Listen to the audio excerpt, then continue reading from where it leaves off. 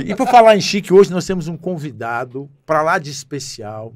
Ele já nos deu a honra de estar aqui no Podplas, foi um sucesso. Foi no primeiro estúdio, né? Foi no dia 8 de março, que foi no Dia Internacional da Mulher que ele teve presente aqui com a gente. Mas foi no outro Coincidentemente, ele é o guru das mulheres, por que não dizer, né? O cara... De várias mulheres. De várias. E ele vive, sabe que na casa dele só tem de homem. Igual a minha casa. O cara... Não sei se é bom ou ruim isso. Não, mas é igual você, até os cachorros são fêmeas.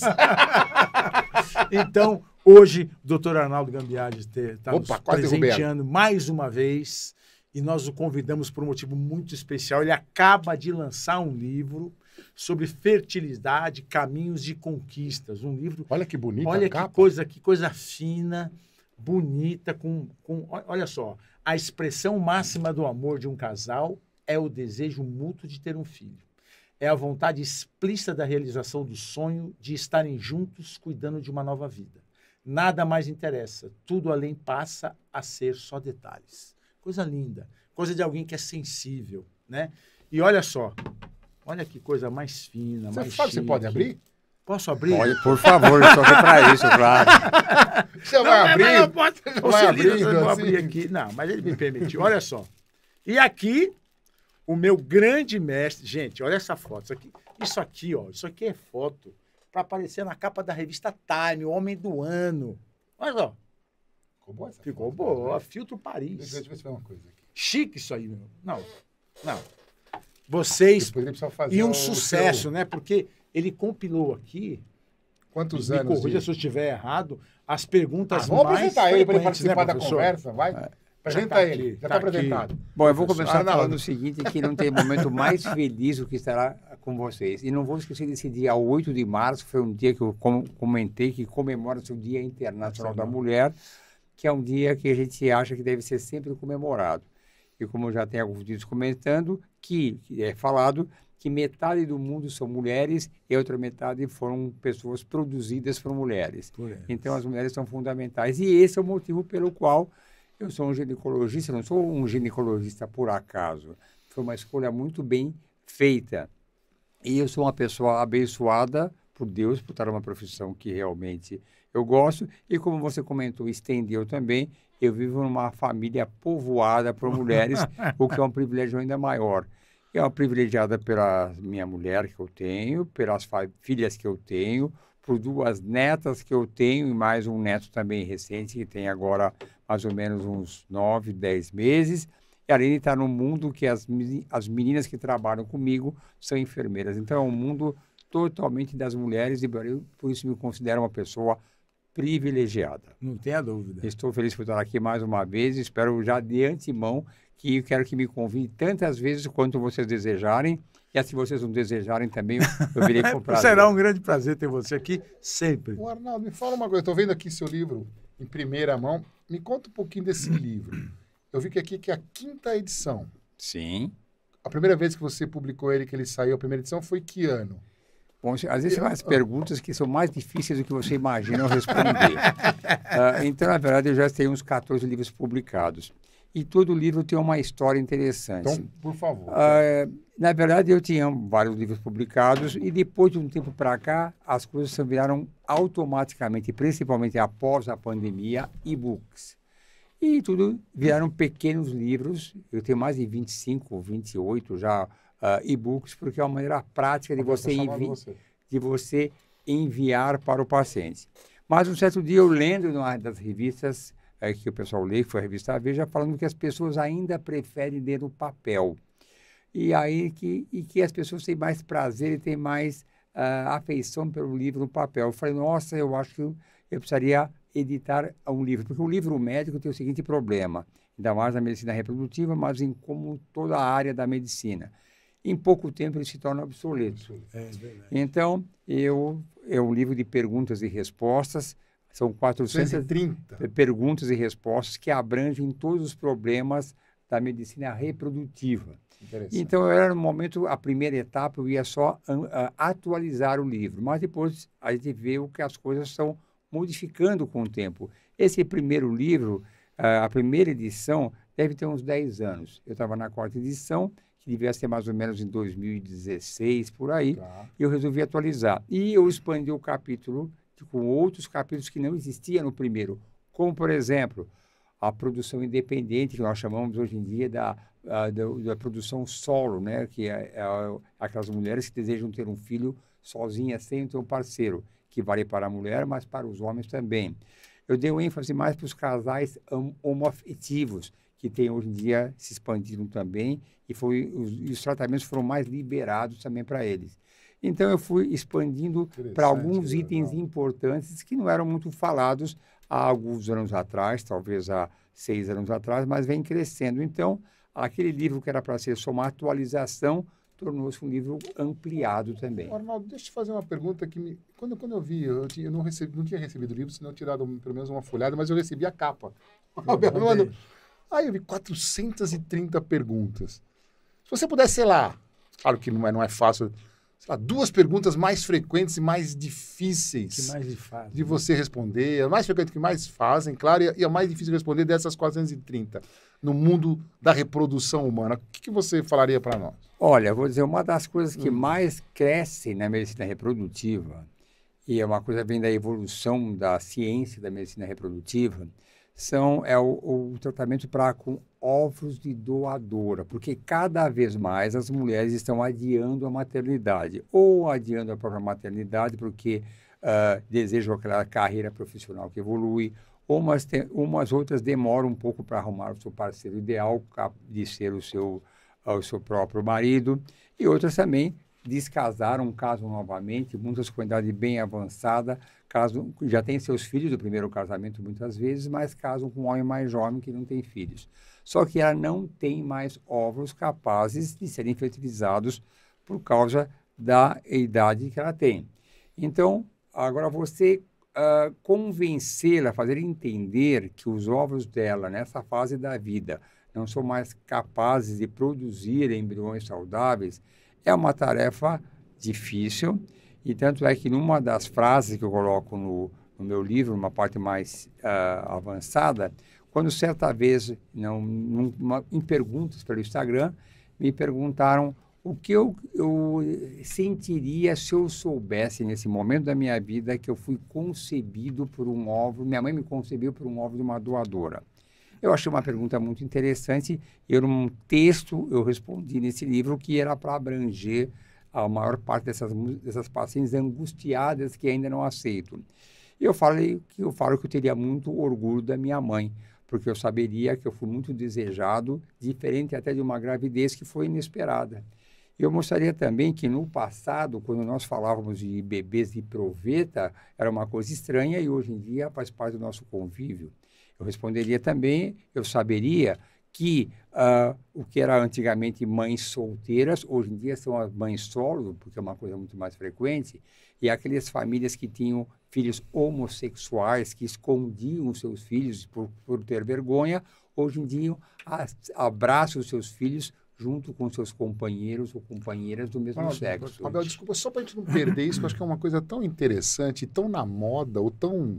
Né, que tem gente que está vendo várias reportagens sobre isso. Qual é a idade média que as mulheres têm um óvulo, entre aspas, envelhecido, que podem realmente perpetuar doenças genéticas ou que assim, fetos não viáveis, entre aspas, lá 45, 50 anos? E quando é que a gente, entre aspas, para o paciente... Porque nós vimos... Isso é público, né? A gente pode falar, porque a Cláudia Raia teve filho de 50 aos 50, não sei quantos ela tem exatamente. 55 anos. Então, assim, uma mulher aos 55, ela tem óvulos viáveis, e é possível a gente tirar esses óvulos e estudar previamente, antes de fecundá-los, para saber se eles são viáveis ou não? Como é que é a ciência por trás disso, especificamente não da Cláudia, desse caso, né? Não, porque é um caso que se extrapolou um pouco o exagero, mas a gente não quer entrar nesse comentário. Claro que não. Eu diria assim, que a mulher normalmente toda mulher nasce com um número finito de óvulos. A mulher, o bebezinho, quando nasce, tem 2 milhões de óvulos. Quando chega a primeira menstruação aos 12, 13 anos, tem 400 mil óvulos, e a cada menstruação ela perde 1.000 óvulos. Então, há um declínio natural e progressivo da quantidade de óvulos. A média é 1.000 ovos mensal. Então, se você fizer essa conta, ela vai estar na menopausa próximo aos 50 anos. Mas Em primeiro lugar, hoje em dia você vê muitas jovens com uma perda muito mais acelerada da sua reserva ovariana, porque é estresse, excesso de trabalho, às vezes a pessoa bebe um pouco exageradamente, o cigarro, são coisas que aceleram ou por outras causas e próprias do paciente. Mas, de um modo geral, quando começa o divisor de água, começa aos 35 anos, e essa queda de número de óvulos é progressiva, restando os óvulos mais envelhecidos, que aí sim começa a aumentar progressivamente o número de abortos são mais frequentes, bebês com problemas e dificuldades para engravidar. Quanto mais chega depois aos 40 anos, aí passa a ser um abismo, é uma coisa muito acelerada. Então, se a sua pergunta é, até que idade uma mulher pode engravidar com seus próprios óvulos? De um modo geral, aí tem as exceções, eu tenho gestantes que ficou grávida com 47 anos, exceção, tem algumas com 46, mas tudo isso são exceções. De um modo geral, você fala aos 42 até 43 anos por aí. Entretanto, essas mulheres com idade avançada, principalmente as com mais de 38 anos e muito mais aquelas com mais de 40 anos, a gente introduz nesses tratamentos uma avaliação cromossômica do embrião para ter uma seleção e não correr esse risco. Então, é feita uma fertilização clássica, aspira-se os óvulos, são fertilizados no laboratório, esse embrião cresce durante 5 dias, no 5º dia são retiradas algumas células que são analisadas do ponto de vista genético e vai vir aquele cariótipo do embrião para saber se ele tem aqueles 46 cromossomos, XYXX, ou, por exemplo, tem uma síndrome de Down, que seria a trissomia do 21 ou outras. Por isso, eu vou falando, eu vou engatando uma coisa na outra, pode falar. Que aí vem aquele problema que a gente divulga e fala para aquelas jovens que têm 32, 33 anos, se não tem ainda o seu companheiro, futuro marido, que deve ser o pai dos seus filhos, congele os seus óvulos, porque a gente sabe que a queda da fertilidade é algo progressivo e rápido, para ela ter aquele estoque de óvulos congelados, para caso o seu futuro marido só apareça no futuro, ela não vai ter aquele óvulo já envelhecido, vai poder usar aqueles óvulos que foram congelados. Então, o ideal para colher, a idade ideal para você, o máximo do ideal seria 30 anos? 35 anos. Até 35, ok. Eu não posso perder essa, porque é uma interessante isso. Deixa eu fazer 2 perguntas que você falou e me veio na cabeça. Uma é, eu posso fazer essa pesquisa cromossômica? Isso já é, entre aspas, ético, ou seja, eu posso fazer isso e descartar esse embrião. E a segunda pergunta associada a isso, se eu engravidei, ou seja, se a mulher engravidou por meios naturais aos 43, 44 anos, nesse embrião que já está no útero, eu consigo fazer uma pesquisa cromossômica desse embrião já instalado no útero? Sim. Vou começar pela segunda pergunta. Uma paciente que engravidou espontaneamente aos 43 anos, começa a preocupação, será que esse bebê que eu vou ter, eu vou ter um problema? Você tem alguns exames. Um exame você pode fazer com 9 semanas de gestação, chama-se NIPT, que pelo próprio sangue da mãe consegue detectar não todos os cromossomos, mas os principais. O 21, que é a síndrome de Down, o 18, que é a síndrome de Edwards, e o 13, que é Patal, além do X e o Y também. Então, é uma maneira. Depois, o ultrassom, que a gente fala ultrassom morfológico, do primeiro trimestre, que é feito com 12 ou 13 semanas. Alguns detalhes do ultrassom, como a translucência nucal, osso nasal e outros, você pode concluir que aquele bebê tem uma chance de ser perfeitamente normal em 99%. Claro, aí se você tiver alguma suspeita, hoje em dia é muito raro você fazer isso, você pode fazer a aminocentese, retirar o líquido e examinar. Claro que aí você vai cair num problema grave, que é se você detectar alguma anomalia cromossômica, o que você pode fazer?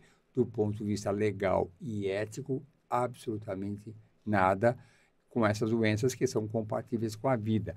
Por isso que em mulheres com idade avançada, se desejarem ter uma gravidez segura, você recomenda fazer a fertilização para que antes de colocar o embrião dentro do útero, você saiba se é normal ou não. E aí, conectando com a sua outra pergunta, Se eu tiver aqueles embriões, eu tenho 5 embriões que vão ser examinados. Eu tenho 2 saudáveis e 3 alterados. Eles podem ser descartados? Sim, podem ser descartados, porque hoje em dia, pelo Conselho Federal de Medicina, independente dele ser um embrião euploide, que significa normal, ou aneuploide, a mulher tem o direito de descartá-los depois de um certo tempo. Então, isso é uma coisa que dá alguns conflitos até comigo mesmo, porque eu, dentro da minha religiosidade, naquilo que eu acredito, o embrião para mim é vida. E eu sempre, quando alguém quer descartar, eu recomendo, de uma maneira correta, educada, se ela não prefere doar para um outro casal, que é algo ético. Aquelas que doarem é ótimo, porque podem beneficiar um outro casal que tem outros problemas, ou o marido tem junto. Se ela quiser descartar, ela está dentro da lei e da ética. Eu não gosto muito porque são princípios meus, mas ela pode fazer quanto quiser. Então, é assim. E... Uma paciente que ela já fez a primeira fertilização com você, primeiro filho. E ela tinha aquela ideia de maternidade, que coisa mais. Ela percebe que dá trabalho, que toma tempo, e ela tem mais 3 lá perfeitos para uma futura fertilização. De repente ela fala, não quero mais ter filho. Essa situação de descartar ou não, essa decisão é única e exclusivamente da mulher ou o marido também tem que... Do casal. O embrião do casal pertence aos 2. Então, isso é um conflito que pode ser muito grande para a paciente e eu vou botar uma coisa oposta. Eu tive recentemente, e toda hora tem casais, olha, doutor, eu não quero descartar embriões, eu não quero congelar por a minha religiosidade, não vem ao caso. Eu tenho que respeitar a religião de cada um. Perfeito. Então, a minha proposta é, então vamos fazer um estímulo limitado para que você tenha poucos óvulos. Então, aí eu vou fertilizar no máximo 4 ou 5 e os demais óvulos que sobrarem eu posso congelar, já que aqueles óvulos não representam a vida. Então, ela aceita aquilo lá. Caso não dê certo, você pode usar aqueles óvulos. Eu aviso, você pode ficar sem nenhum embrião. E ela vai aceitar porque é uma condição dela. E esse caso foi muito interessante porque ela não queria fazer, tinha indicação. Então, no final, teve 5 óvulos, que é aquilo que eu espero, ter no máximo 2 embriões. E poderia não ter nenhum, foi avisada. E aí aconteceu o inesperado. Ela teve 4 embriões. Eu falei, agora eu estou em maus lençóis, ela vai brigar comigo. Mas eu já tinha um argumento preparado que eu ia usar a religiosidade dela junto com a minha, ia falar, olha, quando Deus quer, Deus está no comando de tudo. Eu falei, vou convencê-la para não brigar muito comigo, embora tenha sido uma coisa da natureza.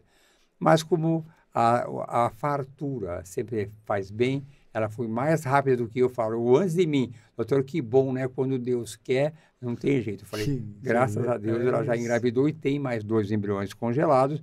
E ela está tranquila, feliz, porque a fé e a religiosidade é uma coisa que eu respeito, como respeito dos outros, quero que respeite a minha. Mas quando você vê uma família crescendo, uma coisa bem sucedida, tanto é que um dos meus livros, só para falar para você, que eu escrevi já 12, 14 livros, nem sei quantos, talvez 16 até, é os tratamentos de fertilização e as religiões. Eu expliquei religião por religião, o que pode e o que não pode. Para todos. E entre essas religiões, a que eu mais fui, eu tinha uma jornalista que fez entrevista em várias autoridades de cada religião, mas o catolicismo, por ser a minha religião, eu fiz questão para minha própria curiosidade saber mais sobre como é a influência. E o catolicismo, infelizmente, os religiosos do catolicismo não sabem muito sobre o assunto. E se eu fui atrás, e seguir as encíclicas papais, o que pode e o que não pode, tudo é proibido. E aí você fica realmente em conflito, que tem coisas proibidas que você sabe que não pode. Teoricamente, o casal só pode ter relações sexuais se for exclusivamente por meios de reprodução, para ter filhos. E se não for para ter filhos, não é para ter relações. É uma coisa que a gente considera arcaica. E aí eu uso a minha fé, que é a minha conversa diretamente com o poder divino. Deus, você é uma pessoa justa, você não vai falar uma coisa dessa. E aí eu fui conversar com vários representantes da Igreja Católica. Uma feira, que era uma feira muito ligada ao Vaticano, mas de ideias diferentes, e eu perguntei para ela, se é pecado fazer fertilização, que tipo de pecado que é? É o pecado mortal ou pecado venial? Para quem não é do catolicismo, o pecado mortal são coisas graves, matar, roubar, E pecado venial, aqueles que nós pecadores fazemos todo dia, comeu glodice, pregou com alguém, coisas banais que você pede perdão a Deus e continua a vida. E ela me falou, é pecado mortal. Eu falei, então, Feira, quer dizer que matar, roubar e fazer fertilização é tudo a mesma coisa? Ela ficou muito sem graça, assim. Falei, eu acho que é, porque você está manipulando a vida. Eu realmente não achei muito interessante, eu achei que estava errado aquilo lá. E ainda incansável, fui na igreja próxima da minha casa, que eu frequento, pedi para o padre, que era um conselheiro de casais, e perguntei, padre, se chegar aqui um casal que o senhor aconselha, o casal não consegue ter filhos, os dois são religiosos, e o marido falou, olha, não quero ter filhos porque não é permitido, então eu quero adotar. E a esposa, também religiosa, falou, não, eu acho que se Deus deu aos médicos inteligência e capacidade, eu posso fazer isso. Então, eles estão num conflito. O que o senhor aconselha para esse casal? A igreja se pressupõe pregar a felicidade das pessoas. É um casamento, e eu sou uma pessoa que acredita no casamento, eu sempre faço repetir, sou casado com a mesma mulher há 43 anos e meio, com muita felicidade e muita alegria. Gostei desse meio. Não, já vai fazer... Quantas horas? Só? É muita felicidade junto em todo esse tempo aqui. Que bom. E aí, isso é bonito de falar, mas é verdade, sim. Então, que ela esteja ouvindo, mas ela sabe que se ela estiver Está gravado, se ela está ouvindo, se está gravado. Se ela estiver ouvindo, ela fala, nossa, é marketing, isso aqui. Mas sabe que vai não me pedir um negócio, não é possível. Não, mas em casa, ao contrário, eu que tenho que pedir as coisas mais fáceis, o verdadeiro caminho de casa. Então, ele falou assim, você vai falar o quê? Ou separa, ele falou, separar. Eu falei, mas padre, divórcio é pecado. Ele ficou tão nervoso e tenso que eu encerrei a conversa que eu fiquei... preocupado com o padre. Mas aí o padre da igreja de São Francisco, que eu fui falar, ele falou aquilo que eu achei que é o correto mesmo. Você vê que é a mesma igreja. Falou, meu filho, pecado é ser egoísta, pensar no mal, querer mal das pessoas. Vá em frente, faz o que tem que fazer, faça seu bem. Eu achei que era correto. E eu tenho a minha palavra para aqueles que são católicos, que são muito devotos, eu falo que a minha função é quase nenhuma. Eu só ponho o embrião lá dentro. Quem faz pegar é Deus. Eu não tenho nada a ver com isso, eu só ponho lá dentro. E ainda falo, é tanto verdade que quando dá certo, a primeira fase das pacientes é graças a Deus. O que eu concordo, porque eu só ponho lá dentro. E assim eu vou levando a religiosidade. A cirurgia plástica já passou por isso, né? A cirurgia plástica, ela só foi reconhecida pela Igreja Católica em 1958, quando o Papa falou o seguinte: se Deus deu ao homem a capacidade de melhorar a sua obra máxima, que é o homem, por que não fazê-lo? Né? Eu nem sabia disso, eu gostei disso daí. Vou adaptar para a prova. Interessante isso também, não conhecia, não. 1958. Eu acho que foi 58. Deixa eu só fazer uma pergunta para você, que você me chamou a atenção em relação... Uma das perguntas é que... Nós tivemos duas perguntas. Uma pergunta que você falou que é muito frequente é você usar óvulos de doação. Como é que funciona isso? Por exemplo, vamos imaginar que eu sou casado, um segundo casamento, não sei agora... E aí minha esposa os ovos dela estão envelhecidos, eu vou usar um óvulo de doadora. Eu escolho essa doadora parecido com o fenotipo, como é que eu faço? Isso é possível? Tipo, você classifica, essa tem 1,70 m, pele branca, olhos azuis, ou não? Ou é um acaso? Como é que funciona essa doação de óvulos? É tudo feito com a máxima sintonia. Todas as doadoras somos nós médicos da clínica que avaliamos se ela é jovem, se ela é fértil, se ela é saudável. Essa é a minha função.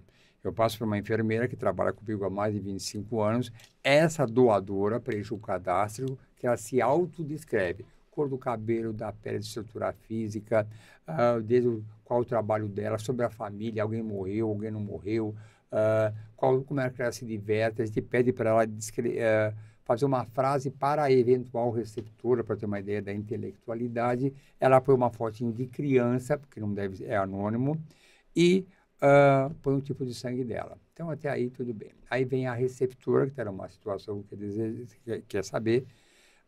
Então, aí eu indiquei, ela quer saber um pouco mais do assunto. Aí, essa enfermeira que é tarimbada, que é uma pessoa que é experiente, já até eu brinco que ela escolhe doadora melhor que a própria receptora, ela sabe olhar. Ela vai colocar as características físicas para que aquilo passe, porque a ovodoação é uma intimidade do casal. Eles não querem falar para ninguém, alguns querem falar para a mãe, para o pai, é um problema delas. E aí ela traz o marido e vai ver com qual ela se identifica melhor. E a gente faz questão que tenha uma similaridade, porque aquilo é algo íntimo dela. Aí você não deixou acabar o meu texto que eu falei para a doadora, que era a parte que até eu, quando eu me escuto, me emociono, que eu ponho que a importância do óvulo na maternidade é a mesma importância de um pingo de água doce no mar, que não muda o sabor salgado da água do oceano e nem a grandiosidade do mar. Porque ser mãe é muito mais. Ser mãe é o tamanho do infinito. A palavra mãe é tão pequena, mas ser mãe é um significado muito maior. Então, o óvulo passa a não ter um significado. E isso é uma experiência que a gente tem, que as pacientes, eu comento também sempre assim, quando os pacientes que passam por ovodoação, depois de várias tentativas fracassadas e conseguem, elas falam que tem só um arrependimento. Eu falei, qual que é? Por que eu demorei tanto para ter feito isso? Eu não sabia que o meu amor ia ser tão grande e eu nem lembro disso. Eu tenho uma série de passagens interessantes e observo muito os comentários das pacientes. Então, ele faz uma sincronia tal, e mesmo algumas pacientes que falam para mim, doutor, eu não me preocupo com o tipo de sangue, eu tenho que defender as minhas causas, porque, lógico, a vida me ensinou a prever o futuro também. Claro. Elas falam assim, não, mas eu vou contar para o meu filho que vai ser de ovodoação. Eu vou falar, olha, meu ponto de vista, vou fazer certinho, porque nem você sabe se vai contar. Você nunca sabe aquele adolescente que vai ter, independente de ser óvulo doadora, pode ser um adolescente que seja depressivo, tem algum probleminha particular, você vai falar que o óvulo não é dela, isso pode trazer um conflito. Se você vai contar, conta, mas eu vou fazer tudo direitinho. Tanto é que na nova resolução do Conselho Federal de Medicina, não era, mas recentemente foi autorizado usar óvulo da irmã. Eu, particularmente, não gosto disso, eu aceito. Porque dentro da vida que a gente tem, você já sabe, usa o óvulo da irmã, eu não sei qual vai ser o desfecho, a irmã pode ser casada, um dia tem um conflito de filho, ele vai falar, não, você não é minha mãe é minha tia, ou o marido da outra conta porque separou. Então, faça as coisas no anonimato, que eu ainda acho que é o mais seguro. É lógico que eu dou minhas recomendações, porque eu tenho esse hábito de ter uma conversa sincera com as pessoas. Eu opino. Eu falo sempre que eu converso com minhas pacientes exatamente como eu converso com as minhas filhas. Você faz o que você quiser, mas eu tenho que mostrar alguma opinião. Mas, Arnaldinho, não existe uma avaliação psicológica por parte dessas mulheres que te buscam, querendo a doação de um óvulo? Existe uma avaliação psicológica quando necessário. Da receptora. Então, assim... Da doadora seria importante também. A doadora... Porque, assim, acho que é por os dois, os problemas, né? A receptora era uma mulher sofrida. Tanto é que, quando vem alguém que eu indico pela primeira vez, a primeiro gesto dela é, isso eu não quero, o filho não vai ser meu. Mas aí, hoje em dia, o mundo mudou faz muito. E aí vem as redes sociais, a internet e ajudam. Quando eu falava em ovodoação há 20 anos atrás, elas me achavam que eu devia ser um criminoso, subversivo, do mal. Então, eu tinha muita dificuldade.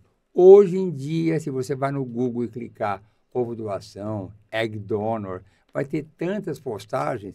E hoje em dia tem mulheres, uma delas é uma que eu fiz o tratamento e tem gemelar, que ela divulga isso, usou isso quase como uma profissão que ela tem prazer. Então, ela mostra as filhas dela e vê aquela similaridade com a filha, então ela se sente mais confiável. E uma vez eu fiz uma live com o marido dela também, que era uma postura do homem, masculina, visão masculina da reprodução assistida. E uma das histórias que me emocionou bastante, que eu gostei muito, eu fico até arrepiado quando eu lembro dessa história, ele falou que um dia um amigo de um amigo dele ligou qual era a opinião dele sobre a ovodoação, porque ele tinha perdido uma filha adolescente num acidente e só poderia ter um outro filho com óvulo doado, que seria a única estratégia.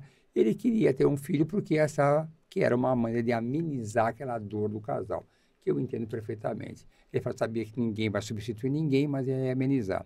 E ele deu todo o apoio, contou a história.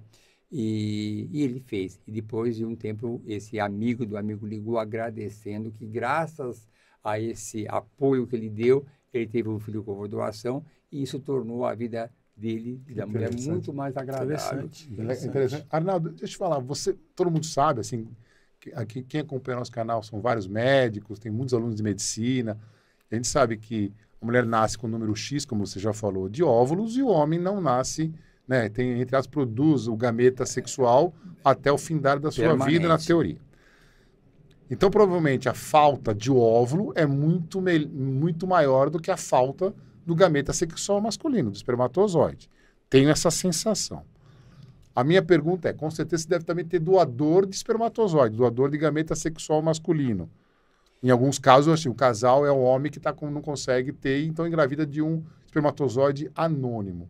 Sim, mas hoje em dia... Numa sociedade ainda machista, eu acho mais fácil, entre aspas, a mulher usar um óvulo de doador e ser fecundada pelo gameta sexual do marido, do que o marido aceitar, entre aspas, o óvulo da mulher fecundada por um gameta sexual de um outro homem.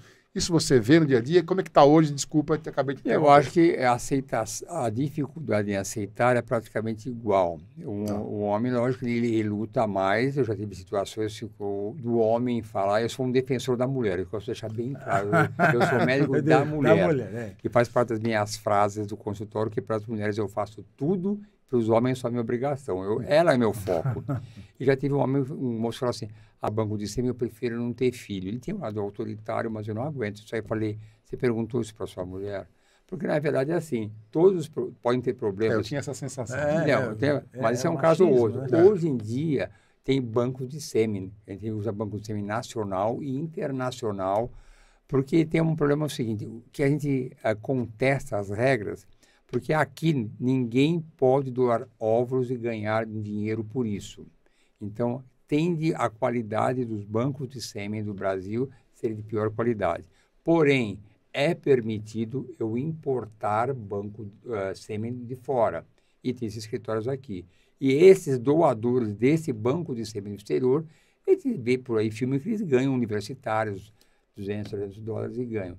E tende a ser de melhor qualidade. Então, quando ele entra no site, ele começa a primeira etapa.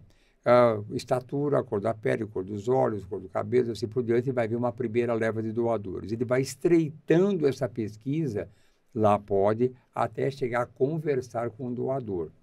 Então, hoje em dia, o banco de sêmen é muito frequente, já entrando naquele capítulo que cada vez aumenta mais, que é as mulheres, as mães solos, aquelas mães que estão com 40 anos, não tem ninguém, não querem esperar ter o seu marido, porque senão vão perder a sua fertilidade. Algumas que não querem ter relacionamento com ninguém, querem criar o filho sozinho, cada um do seu tipo. Também os casais homossexuais de duas mulheres que querem usar um banco de sêmen. Então, é um grupo de consumo de banco de sêmen bastante intenso. Eu vou misturando um assunto com o outro, mas E quando você fala o homem solo, ele tem uma dificuldade maior. Ele precisa, em primeiro lugar, com o óvulo de doadora, até aí tudo bem, mas precisa de um útero de substituição, que aí já as regras são mais complicadas, embora o Conselho Federal de Medicina abriu um pouco mais. Antes era fundamental ter parentesco até 4º grau. Agora, em situações especiais, se uma pessoa próxima à família, eles estão, após uma análise pela Câmara Técnica do Conselho Regional de Medicina de São Paulo, aí dentro do Conselho Regional, ele pode autorizar ou não autorizar. Interessante. A tal da barriga de aluguel, Natal, entre aspas. Tem uma pergunta de uma pessoa que está nos prestigiando, que é Arli Vintém, que ela sempre está aqui. Quem? Perdão. Arli Vintém. É uma grande conhecida. Sim. Ela perguntando o seguinte, é verdade que as brasileiras têm tendência a engravidar só até os 40 anos e as mulheres europeias podem engravidar até os 50 anos? Não é até os 40 anos. Existe uma coisa, eu frequento consultórios, congressos internacionais, e não há dúvida que a maior causa da infertilidade, sempre se fala, é a idade avançada da mulher. Lógico, tanto na Europa, o ser humano é igual, tanto na Europa como nos Estados Unidos, como no Brasil, a perda da fertilidade é exatamente a mesma. Não vai mudar isso. E assim, o que a gente observa aqui na Europa, alguns países europeus, Itália, Portugal, a gente percebe que cada vez menos as mulheres estão querendo engravidar. Você acha que, então, transportando isso lá para o continente europeu, a fertilização, aquilo que você faz, não tem tanta força como no Brasil, por exemplo, ou como nos Estados Unidos? Eu vou dar para você uma visão minha própria e que eu vivo no mundo feminino. Eu acho que, por isso que eu falo, quando alguém fala que eu não vou querer engravidar no futuro. E tá aí no meu Instagram, uma vez eu falei de uma maneira bem espontânea. Se você não quer engravidar no futuro, congele os seus óvulos. Porque se no futuro você não quiser engravidar, a escolha foi sua. Porque se no futuro você quiser engravidar e não congelou seus óvulos, a escolha foi da natureza. Congele os seus óvulos e você escolhe o seu futuro. Quanto tempo, desculpa, Arnaldo, então, quanto tempo pode ficar congelado? Exatamente. Não tem. Pode deixar o tempo que quiser. E é um banco de ovos que você tem que, entre aspas, pagar um aluguel, não sei como é que funciona. Então, a paciente fala assim, doutor, eu quero congelar meus ovos. Tá bom. Vai ter o curso operacional, tratamento, e aí ele vai ficar estocado no nitrogênio e vai estar marcado direitinho. Então, ela paga ou uma mensalidade ou anuidade por período enquanto estiver lá. Então, é como se fosse um hotel do embrião. E a inadimplência faz descartar o não, ovo? Existe... não pagou.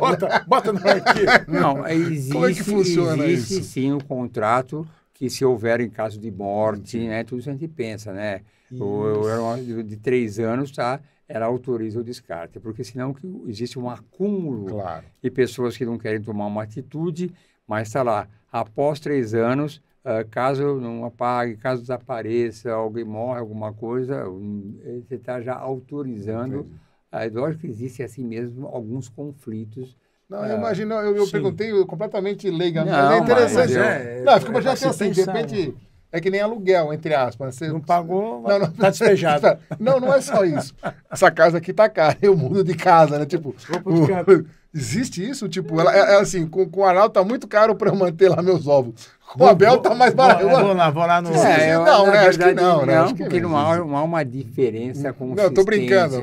Mas eu nunca vi alguém mudar, só que as pessoas se preocupam, tá bem guardado meu embrião. Não existe o risco de dar uma embaralhada nesse banco?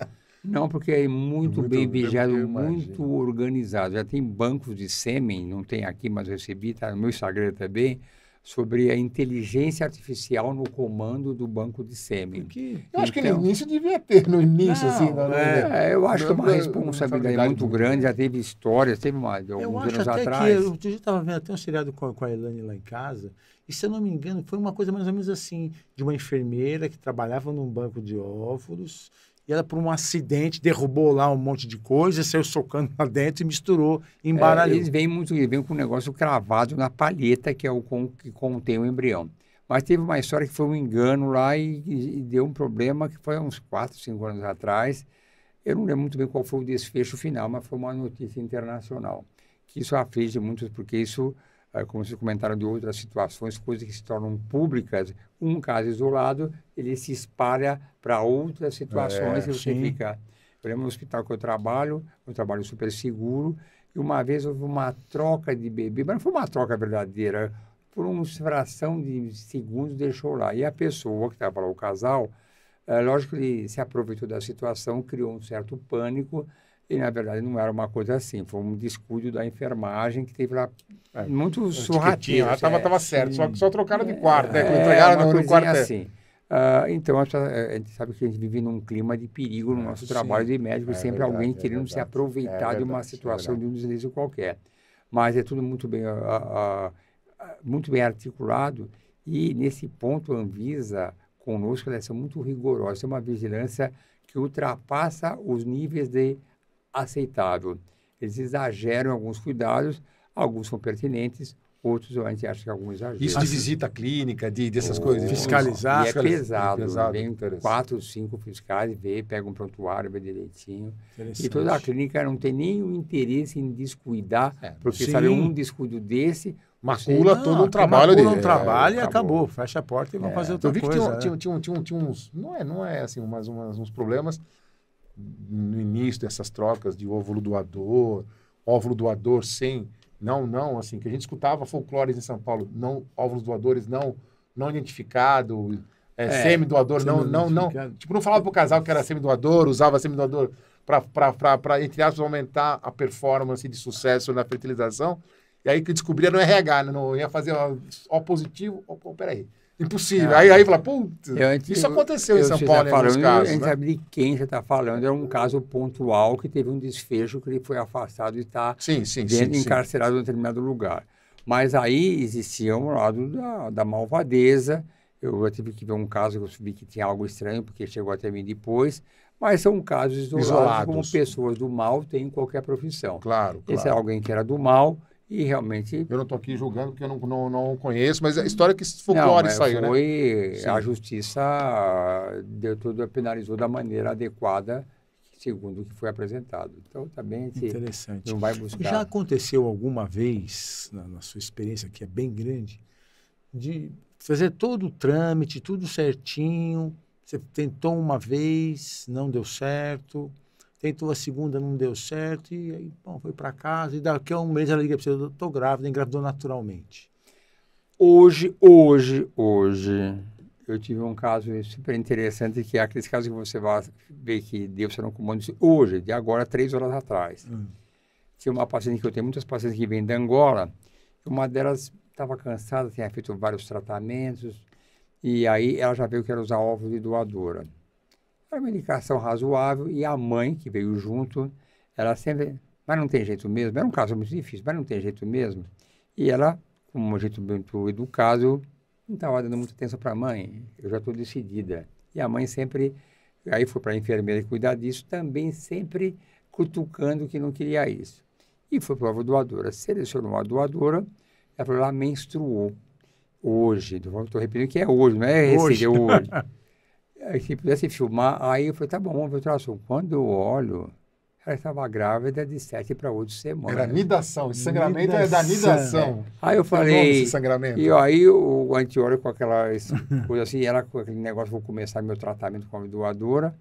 Eu uso aquela minha pitada de bom humor, né?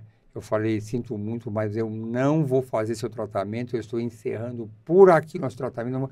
E ela faz aquela cara, mas o que aconteceu? Porque eu não consigo tratar alguém que já está grávida e já botei o coraçãozinho batendo direto. Nossa, são coisas... Isso aconteceu hoje? Hoje. Você viu que interessante? E aí eu sempre procuro aproveitar também com bom humor, falar, agora você espalha para toda Angola que eu sou tão bom, só de querer fazer o tratamento comigo já engravida. Já engravidou. Mas a sua história eu já escutei com adoção.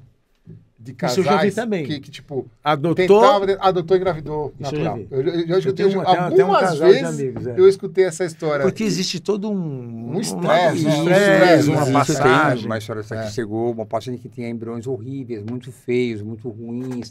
E aí ela tinha 4 embriões feios guardados, ela falou, espera do momento, um dia ela voltou com o filho dela, eu adotei essa criança, estou super feliz, estou realizada, mas eu tenho esses embriões congelados, eu não quero doar para ninguém, eu não quero descartar princípios particulares dela. Então, eu quero botar os 4 em mim para encerrar esse capítulo da minha vida. Eu estou realizada.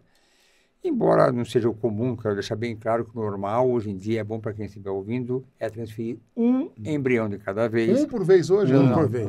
Porque os resultados são ótimos. Mas eram embriões feios, ela estava desgastada, falei... O que é um embrião feio? É um embrião que você vai classificar numa primeira etapa, você tem uma divisão celular.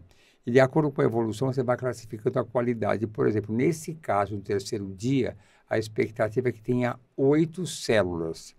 E ele pode estar mais fragmentado ou não fragmentado. E esse grau de fragmentação é por números que vão até 4. Um é o perfeito, 2 é um pouquinho até 10, 20%, outro é 40%. Então, era um embrião que estava com um número menor de células e mais fragmentado. Com essa situação dessa, sempre se vai se calcar dentro da lei para dar alguma coisa, põe os 4, vai dar certo. E engravidou de gêmeos. Lógico que ela ficou feliz, foi bom. Mas por que antes ela não engravidou esses embriões que seriam classificados de má qualidade, de aparência, isso não tem nenhum significado cromossômico ou genético, por que ela engravidou? tem um poder divino. Eu ponho sempre nas minhas conversas com os pacientes que Deus está no comando de tudo, porque quando você faz o tratamento, você sabe que você tem limitações. Você vê, o embrião é lindo, e essas pacientes de reprodução, elas conhecem tudo. Elas sabem tudo. Hoje, nossa, tudo. Elas são muito bem informadas, elas têm grupos de WhatsApp, elas sabem. Então, por que aquele embrião que era de menor qualidade e pior qualidade implantou e o que era melhor não implantou? Mas é porque é aquele padrão que eu posso dar com várias comparações. Na Fórmula 1, quem está lá, todo mundo é bom. Um ganha, outro perde, e às vezes é o azarão. Eu dou uma série de comparações, a chance é menor. Então, eu vou comparando alguma coisa do momento para entender que a chance é menor. Com a idade, eu dou exemplo de jogadores de futebol. Eu falo, olha, o Cristiano Ronaldo ele é ótimo, mas não vai jogar a próxima Copa, porque a idade é cruel. Não adianta você ser muito bom. A idade afeta todo mundo em determinado tempo. E assim é a vida. Você vai... vou procurando dar exemplos que ela tem um limite. Olha, como é que você... Vai você ficar... é muito comum. Esse é o problema. Elas argumentarem. Doutor, mas eu estou magra, estou bem. Ninguém dá a idade que eu tenho. E é pura verdade. Porque você vê hoje em dia mulheres de 40 anos e de 30, você não vê a diferença. Elas se vestem bem, são magrinhas, são roupas de jovem. Fizeram plásticas. Então, tem todos os recursos estéticos, né?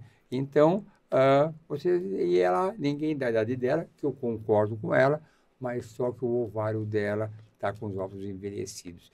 E eu cito uma matéria que saiu alguns anos atrás, na época a Cristiane Torlone com 55 anos, e a mãe dela com a mesma idade que teria, uma vovozinha. Então, eu pensei, do meu ponto de vista profissional, não há dúvida que a Cristiane Torlone, uma bela mulher, bem produzida, está linda, maravilhosa. Só que os óvulos dela são iguais ao da mãe. São iguais ao da mãe. Isso é exatamente isso. Os óvulos envelhecem, indubitavelmente. O útero também envelhece. O endométrio vai atrofiando com o passar. Vamos imaginar que seja um óvulo doador, o espermatozoide, o sêmen pode ser ou não. Qual a idade máxima que eu consigo colocar numa paciente para utilizar o útero dela? Por exemplo, uma paciente de 60 anos, a gente consegue estimular esse útero para manter uma gravidez? Consegue, tá. Mas aí cada um tem o seu limite. O meu limite é 55 anos, por uma questão que eu acho que depois disso daqui já é complicado. Mesmo assim, pelo Conselho Regional de Medicina, eles põem assim, recomendamos até 50 anos. Após essa idade, é critério médico. Quando começou, há uns anos atrás, era lei, não podia ser mais do que 50 anos. Mas muitas pessoas entraram na justiça e aí, aquele negócio, a lei, o Conselho Federal de Medicina não está acima da lei. Elas alegavam quem é o CFM para dizer se eu posso ou não posso ter filho. E nas minhas reflexões e de outros médicos também, você tem mulheres com 55 anos que estão maravilhosamente bem e mulheres de 38 que não estão tão bem, obesas, hipertensas, diabéticas, e você não acha nenhuma boa ideia ela engravidar. Então, hoje em dia, eles puseram no Conselho Federal de Medicina que a recomendação é até 50, mas a critério médico pode ser acima disso. Perfeito. Eu acho que quando chega a 60 anos já fica um pouquinho exagerado no meu conceito. Aí eu sempre ponho 55, porque eu acho que ainda dá, e agora mais do que nunca, quando você falou da Cláudia Raia, pode ser uma coisa natural. Pode ser meio forçado ou não, mas é um critério meu, de outros também, que eu ponho o limite máximo 55 Porque, anos. assim, tem um lado que a gente tem que ponderar também, né? Uma mãe de 55 anos que faz uma fertilização, nasce o bebê, ótimo.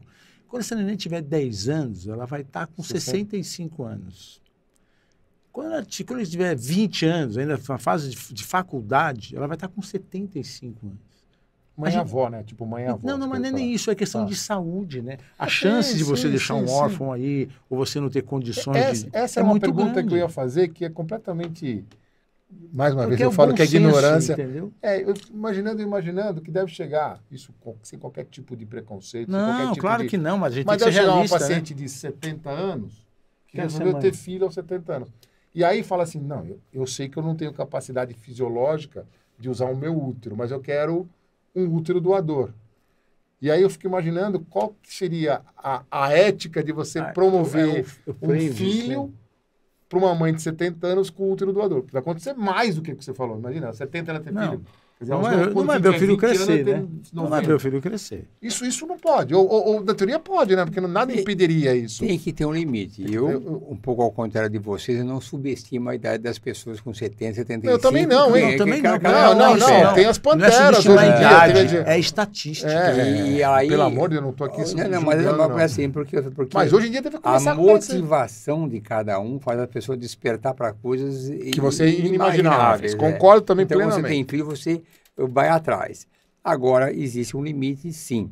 Eu vou sempre contar minhas histórias, mas eu tive um tempo atrás uma paciente que me procurou aos 46 anos para congelar óvulos. Eu falei que não dava certo, era praticamente impossível, para Deus nada é impossível, mas era uma pessoa que era procuradora, muito bem esclarecida, e aí eu pensei comigo, é o direito dele, quem sou eu que vou vetar?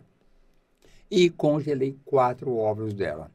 E ela, quando voltou aos 50 anos, já aposentada, falando, doutor, agora eu quero engravidar. E os óvulos são dela, quem sou eu para proibir, já que ela tem uma saúde boa, em condições de gerar um filho. E era muito agradável. E o marido dela também queria ter filhos. Agora, pasme, você vai ter que ouvir, com calma. O marido dela, com vasectomia, com 80 anos. E o mais interessante, ele vinha do interior com a sua Ranger, dirigindo, um cara muito bem. E ele falou, o argumento dele foi muito claro. Doutor, eu sei que eu sou velho, não sei quanto tempo eu vou viver. Mas, essa criança não vai ter problema financeiro. Eu tenho 2 portos de areia arrendados. Isso faz uns 5 anos, ou 6 talvez. Um por 350 mil, outro por 450 mil. Então, financeiramente, essa criança não vai ter problema. Se é desejo dela, tudo bem. Então, eu também achei interessante. Ele não era uma pessoa que estava desligada do mundo. Mas tem coisa que o dinheiro não compra, né, Arnaldo? Mas aí são coisas... O convívio pai, filho, isso o dinheiro não compra. Mas eu concordo com você até a página 2. Porque assim, aí, tanto é que aí no dia de foi feito a punção, eu achava que não ia dar certo, mas que deu certo. Depois ela foi para o interior, encontrei até com o médico que fez o parto dela, falou que não teve nada, foi tudo brilhante. Aí um anestesista fez aquele argumento, eu não queria ter um pai igual de 80 anos. Falei, olha, aí eu não tom também de bem humor, porque na verdade era uma conversa no meio de uma intervenção cirúrgica, nos intervalos. Eu falei, olha, para falar a verdade, eu acho que eu preferia ter ele como pai do que você, porque você é jovem, está começando a vida, mas também pode morrer a qualquer hora. E se você morrer, eu vou ficar na rua da amargura. Ele já não vai me deixar, então não sei, não é tão mal assim. Em tom de brincadeira. É claro que o laço da paternidade, aí tem aquelas coisas que...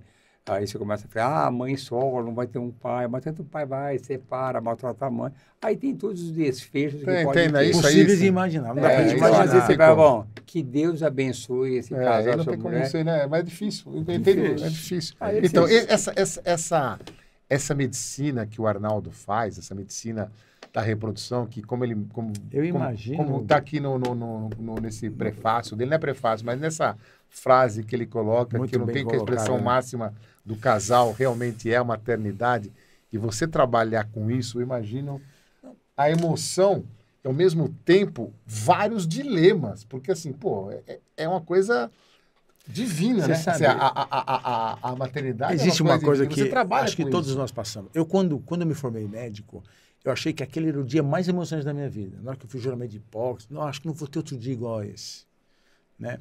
Aí você casou? Aí você casa, você tem uma vida em comum, dia bacana. Mas quando nasce um filho, todos os outros ficam esquecidos, né? Porque realmente é uma coisa que só quem é pai, só quem é mãe sabe o que é esse sentimento. Realmente é amor que não se mede, entendeu? Agora, existe uma responsabilidade por trás, né? Muito grande. Que não é fácil. Então, mas você entende que você trabalha nessa área... Não, ele não tem rotina, é uma coisa maluca. Eu tenho a impressão que você se vê em sinucas no consultório, às vezes é difícil. Mas eu gosto disso tudo, entendeu? Até você falando sobre ser pai, eu tenho uma frase minha aqui que eu ponho assim, que sexo é bom, mas com amor é muito melhor. E se for para engravidar, é divino. Também eu ponho isso daqui. Né? É o lado que eu vejo. Isso aí eu tenho até com a sexualidade do casal, eu tenho que mexer. Tem um tipo de tratamento bem básico, que é o coito programado, a pessoa ter relações sexuais naquele dia da ovulação. Ah, interessante isso. Isso é uma... Temperatura. aquele Então, negócio. mas você faz pelo Billings, método ultrassom. de Billings. Esse é antigo. Eu não descrevo, nem nesse Nem livro não nesse tem. livro Nem não tá, faço. né? Mas eu lembro da época da faculdade, eu aprendi esse nome, não é? Pegar um muco e ver É, isso é do muco. tempo. Porque a Deixa etiqueta eu te era pra dentro da perguntar uma roupa ainda. coisa. Agora vamos para o outro extremo, do jovem.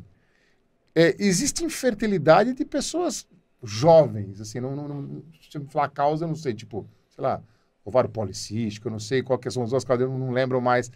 Mas, assim, qual foi o casal mais jovem que você usou, por exemplo, óvulo doador? Existe algum casal jovem? É raríssimo, deve ser. Eu tenho uma história muito bonitinha. Acho que era pós-câncer de mama, alguma coisa casal. assim. E é uma história bonitinha. Tem muita história gostosa. Eu imagino, Arnaldo. E veio um casal bonitinho que ela tinha tido doença de Hodgkin, fez quimioterapia e perdeu a fertilidade. Ela começou a namorar o marido dela, e aí o namorado, então chegou um determinado tempo, casal fofo, aquele casal bonitinho. Sim.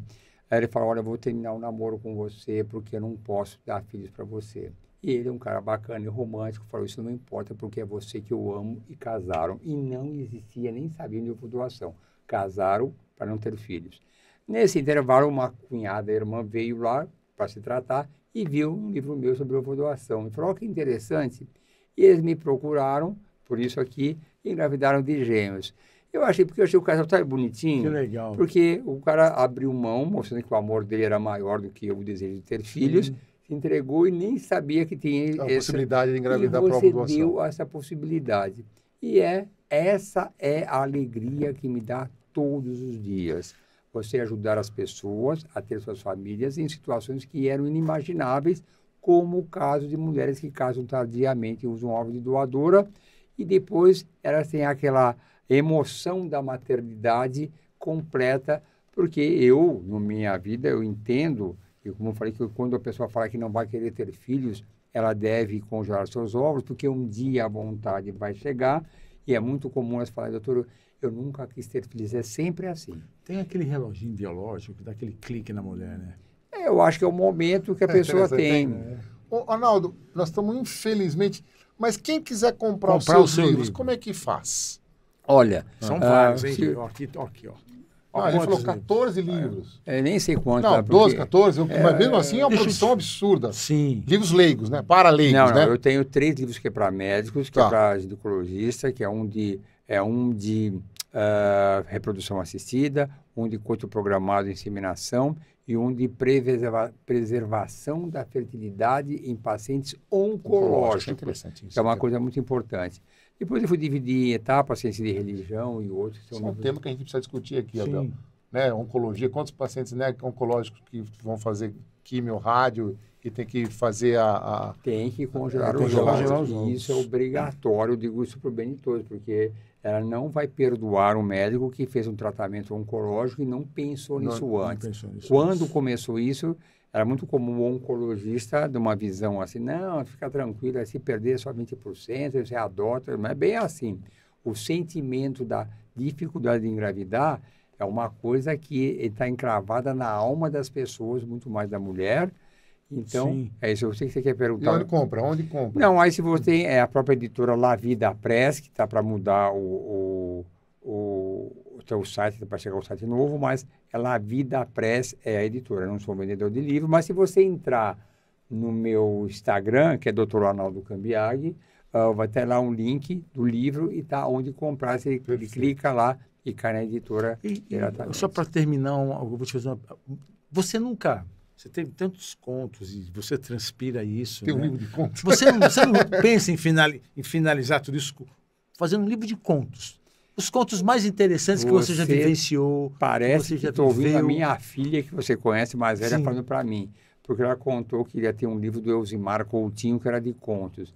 E todo mundo acha que eu sou um contador de histórias. Eu me empolgo, até não paro de falar. E às vezes no consultório eu estou entusiasmado, eu atraso, porque eu preciso contar a história. Não é que são histórias previsíveis, não. Conforme ela vai me contando, tem uma história. A história hoje Sim. da paciente grávida no Imagina. pré-escolha do óvulo aí foi impressionante. Ah, nossa. Abel, infelizmente, Pois é, meu amigo, estourou o nosso tempo. o Arnaldo volta, né? Tem que Porque voltar, tanta né? história que volta para Porque gente. o Arnaldo é aquele médico que transpira o que faz. Eu acho